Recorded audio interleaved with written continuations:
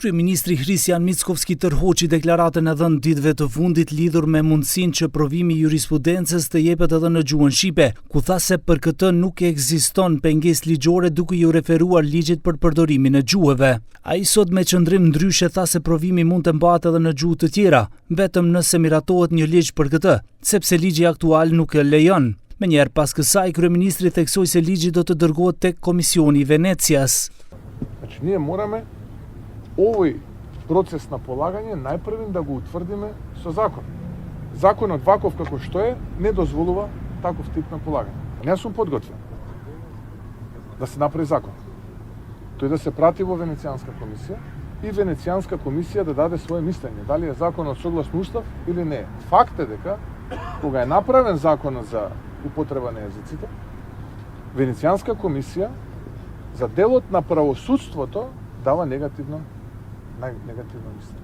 Për këtë çështje zëvendës kryeministri i parë Bekim Sali dhe ministri i drejtësisë Igor Filkov patën një përplasje publike, ku Sali pretendoi se mbajtja e provimit të jurisprudencës ka bazë kushtetuese. Ministri Filkov ja ktheu se ligji për provimin e jurisprudencës nuk mban dispozita për mbajtjen e provimit në gjuhë tjera përveç maqedonishtes. Kryeministri Mickovski nuk mendon se ky komunikim mund të kthehet në konflikt mes partnerëve qeverisës, por pret që të ndalet. Не мислам дека дебата е добра, здрава е дебата и очекувам денеска таа дебата да престане.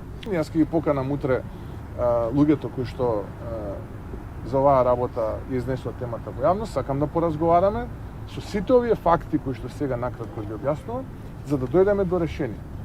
Целта на оваа влада е да ја развива Македонија, граѓаните да живеат подобро, да одиме напред и еден ден да бидеме дел од Европската унија.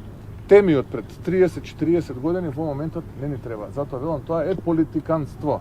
Studentët shqiptar shprehen zhgënjimin pasi nuk ju lejuan që provimi i jurisprudencës të mbahet në shqip, pavarësisht kërkesave të tyre.